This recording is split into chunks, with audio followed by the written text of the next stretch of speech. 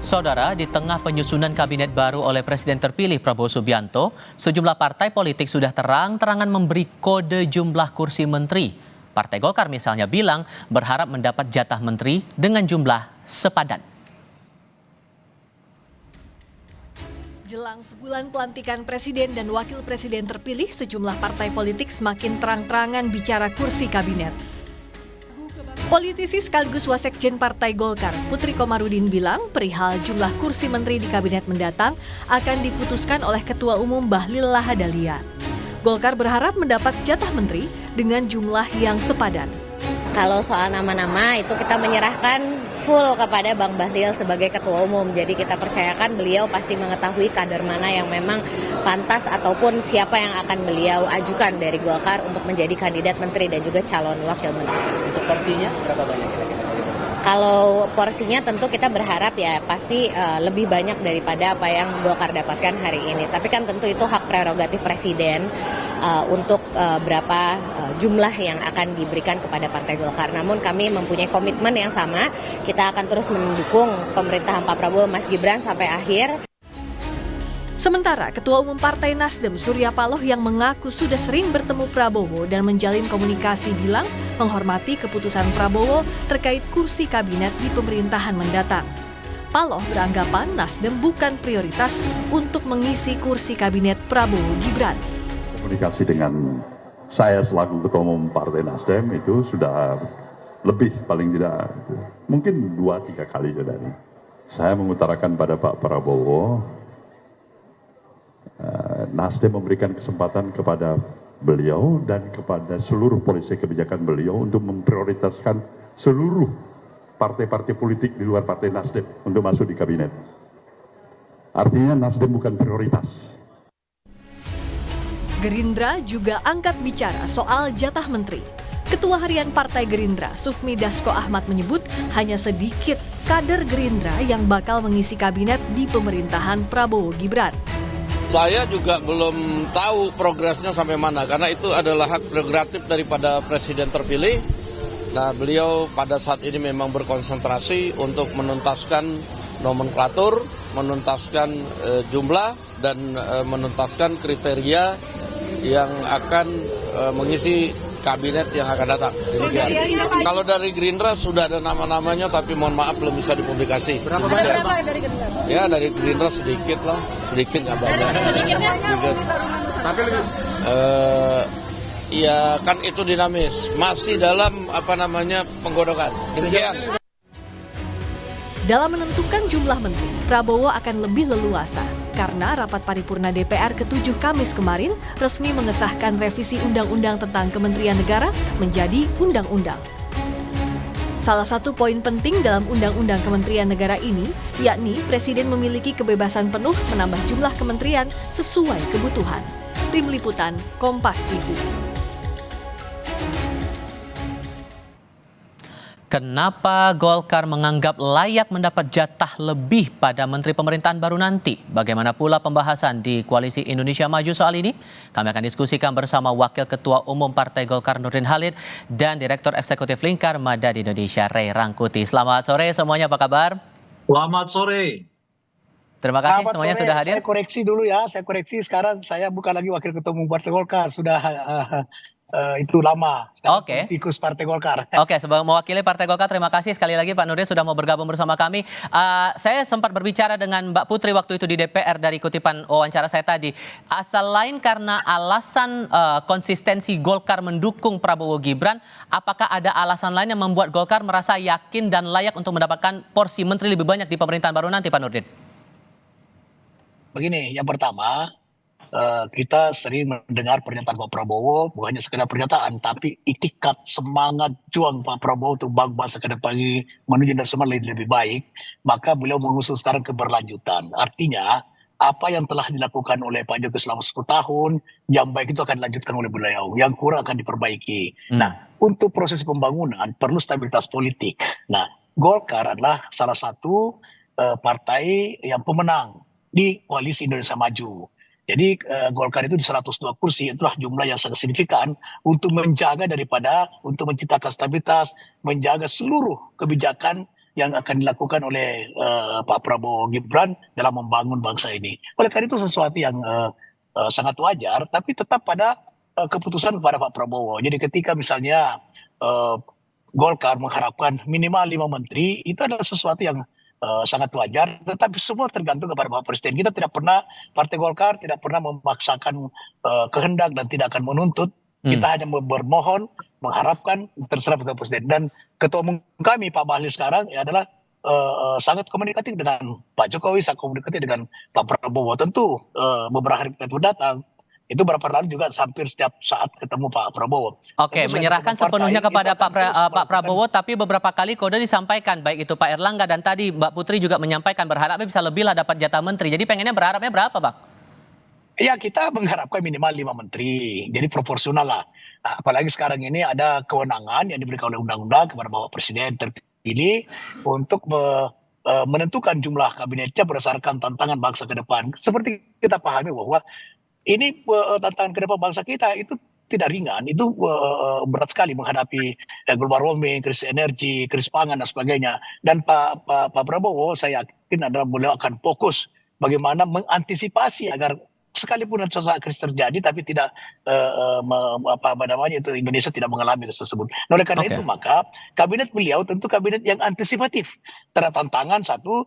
Kabinet yang antisipatif terhadap perjuangan kita untuk menuju Indonesia emas. Oke. Jangan sampai mimpi cita Indonesia emas itu tidak akan tercapai karena Bapak Presiden tidak diberi waktu yang luang, diberi ruang yang cukup untuk menentukan kabinetnya. Oke, Bung Rey menangkap kode ini, pesan apa yang sebetulnya mau disampaikan Golkar ke pemerintahan baru nanti? Ya pesannya jelas bahwa Golkar ingin lebih kursi kabinet itu lebih dari 5. Kalau sebelumnya kan per Maret seingat saya di masa kepemimpinan Pak Erlangga itu Golkar dengan terus terang mengatakan setidaknya mendapatkan 5 kursi anggota kabinet gitu. Nah seiring dengan perkembangan seperti sekarang ini ya Golkar menginginkan kalau bisa ya lebih dari 5 lah.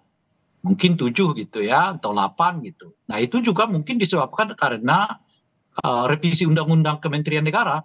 Dengan revisi Undang-Undang Kementerian Negara memang terbuka luas bagi Golkar untuk mengusulkan mendapatkan kursi lebih dari 5 itu. 5 itu kan asumsinya karena jumlah kementerian masih maksimal itu masih 34. Nah kalau dibuat 44 ya tentu apalagi kemudian Gerindra menyebut mereka akan mengecilkan jumlah kursi yang hendak mereka ambil, ya artinya terbuka peluang bagi partai-partai yang lain untuk mendapatkan kursi lebih.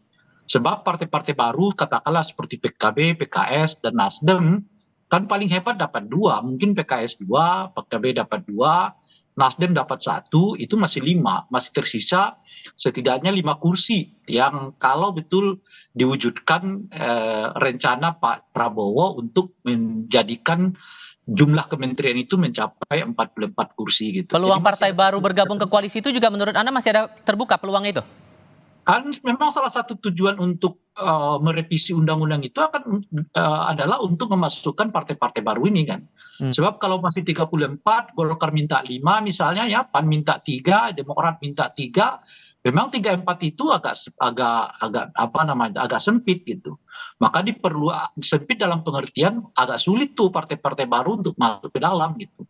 Kalau 3-4 dipakai, nah dengan memperbanyak jumlah anggota kabinet, maka potensi partai-partai baru ini untuk masuk ke dalam kabinet malah meningkat di angka 80% menurut saya. Oke. Ini soal nanti kecocokan saja orang-orangnya dan sebagainya gitu. Nah dalam konteks masih ada 5 seperti yang saya sebutkan itu tadi, kemungkinan kursi kosongnya yang diperebutkan, ya itulah mungkin yang salah satunya diincar oleh Golkar. Oke. Dari 5 yang mereka minta, ya setidaknya mungkin nambah jadi 2, jadi 7 gitu. Dan masih ada 3 kursi lagi yang sebenarnya apa istilahnya itu ya memungkinkan untuk diperebutkan lagi gitu. Oke, Pak Nurdin, ini kan total 10 partai yang bergabung di KIM, 7 diantaranya adalah partai yang lolos di parlemen begitu. Sejauh mana sebetulnya pembahasan di internal KIM soal porsi menteri ini di tiap partai? Jadi KIM ini sangat solid ya, komunikasi politik sangat intens dan penuh dengan kekeluargaan. Tapi semuanya itu kita tidak pernah memaksakan keadaan, itu semua diserahkan kepada Presiden terpilih, dan itu hak prerogatif beliau. Dan kita punya keyakinan sangat kuat bahwa Pak Prabowo itu memiliki komitmen kebangsaan yang sangat tinggi, dan beliau adalah patriot sejati dan Pancasilais, dan beliau selalu menciptakan suasana hubungan kerjasama dan tidak menciptakan lawan dan tidak dendam itu. Nah, oleh karena itu komunikasi sangat baik dengan Pak Prabowo, komunikasi dengan Kim juga sangat intens dan sangat kekeluargaan. Tapi semuanya sepenuhnya diserahkan kepada Pak Prabowo. Koalisi Indonesia Maju tidak ada satupun partai yang melakukan apa istilahnya mendesak kepada Pak Prabowo. Semua diserahkan kepada beliau karena kita semua punya keyakinan bahwa Prabowo ada seorang pemimpin yang memahami anatomi Indonesia. Nah, ketika seorang pemimpin anatomi Indonesia, maka dia mampu merekrut SDM yang ahli di bidangnya. Dan itu kita punya keyakinan tentang itu. Oke. Bang Rey begini, karena kan kita melihat juga dalam beberapa kali ke Pak Prabowo dan juga perwakilan dari Kim sempat menyatakan bahwa pemerintahan baru nanti akan diisi dengan format zakon kabinet. Isinya adalah orang-orang profesional. Dengan komposisi Kim sebanyak ini ditambah lagi Golkar berharap akan mendapatkan porsi jatah menteri lebih besar. Sejauh mana zakon kabinet ini bisa terwujud nantinya, Bung Rey? Kalau pengertian zakon kabinet itu artinya 3 ya. Pertama adalah kelompok profesional, kelompok ahli, dan jauh dari partai politik. Ya itu zakon kabinet itu tidak terjadi. Saya sih melihatnya sebetulnya pernyataan, seingat saya itu Pak Muzani ya, yang menyebutkan keinginan Pak Prabowo untuk menciptakan zakon kabinet. Dengan kalau kita pakai pengertian yang saya sebutkan tadi ya, 3 kriteria itu. Yaitu independen, kemudian ahli dan profesional. Itu menurut saya semacam kritik sebetulnya kepada partai-partai yang lain yang akan mungkin ya mendesakkan kader-kader mereka untuk masuk. Sebab ada keinginan dari Pak Prabowo untuk menciptakan kader yang jauh lebih independen dari yang sebelumnya diciptakan oleh Pak Jokowi, di mana merekrut begitu banyak anggota kabinet dari partai politik masuk kepada kabinet. Kalau itu pengertian zakon, tapi kalau pengertiannya profesional, ya itu nggak usah sebut zakon lah. Ini ke anggota kabinet profesional gitu aja gitu loh. Jadi bukan kabinet zakon, bukan zakon kabinet gitu. Itu yang pertama. Nah yang kedua, sekarang misalnya kalau ditanyakan, apakah mungkin Pak Prabowo akan mengakomodir keinginan Golkar untuk menambah kursi itu? Saya kira agak berat juga tuh. Sebab kalau misalnya Golkar dapat 7, ketimpangan kepemilikan kursi ya, atau kesertaan kursi anggota partai politik koalisi kabinet Pak Prabowo itu tinggi sekali.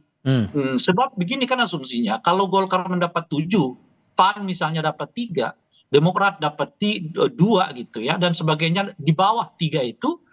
Nah itu kan artinya selisihnya sampai lebih dari 50%. Gitu, bahkan 100%, 120%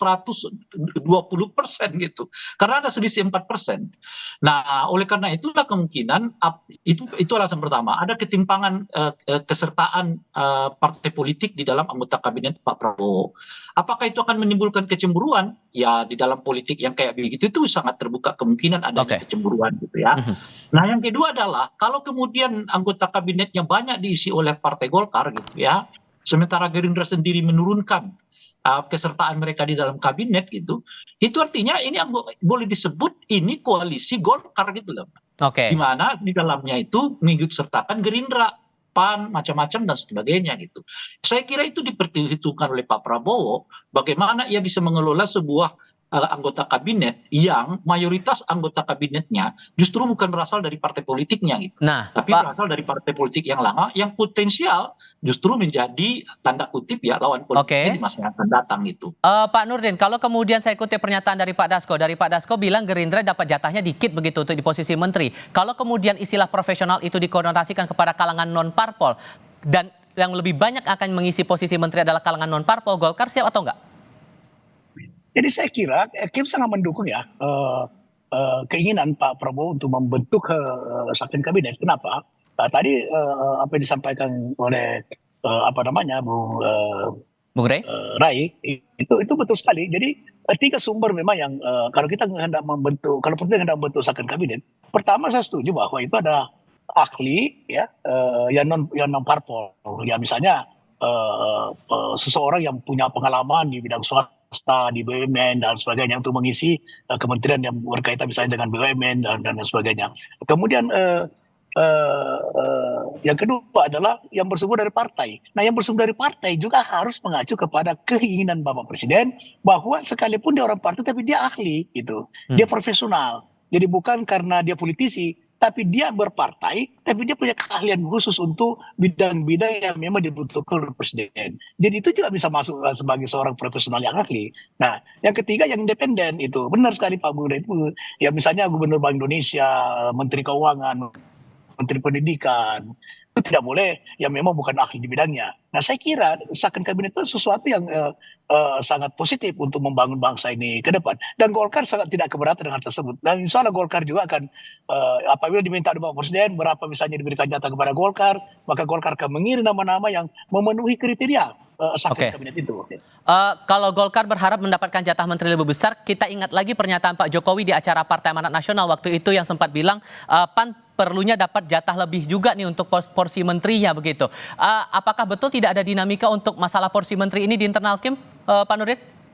Tidak ada, sama sekali tidak ada. Masing-masing menjalin komunikasi dengan Pak Prabowo soal menteri ya, sekalipun diperbincangkan di sini, tapi tidak ada pembagian bahwa PAN kamu sekian saja, Golkar kamu sekian saja, Gerindra sekian, tidak ada. Itu tidak ada pembicaraan seperti itu. Semuanya Kim ini sepakat bahwa kita hanya mengharapkan kepada Bapak Presiden yang menentukan berapa yang diberikan Golkar, berapa PAN, berapa Gerindra, dan berapa yang partai yang baru bergabung setelah Pilpres. Itu juga diserahkan semuanya kepada Presiden. Dan kita tidak ada meminta jatah bagi jatah kepada masing-masing koalisi, bahwa koalisi ini Golkar sekian, proporsional sekian, ini sekian, tidak ada. Jadi semuanya diserahkan kepada Bapak Presiden. Kita hanya berharap bahwa dengan suara Golkar di DPR yang begitu signifikan, maka kita tentu mengharapkan itu wajar-wajar saja dalam semua karena politik itu kan kepentingan. Nah, kita mengharapkan ya minimal 5 lah Bapak Presiden bisa berikan kepada Golkar. Kalau bertambah alhamdulillah, kalau tidak juga nggak apa-apa gitu. Terkait pernyataan dari Bang Dasko, Bung Rey, yang menyebutkan bahwa Partai Gerindra dapat jatahnya dikit nih untuk pemerintahan berikutnya di posisi menteri begitu. Apakah ini semacam tanda bahwa untuk partai lain pun juga akan mendapatkan perlakuan yang sama, bahwa porsinya akan dikit dan lebih banyak dari kalangan profesional di luar partai politik? Saya kira dua pernyataan dari elit Gerindra itu sebetulnya dimaksudkan semacam kritik ke dalamnya.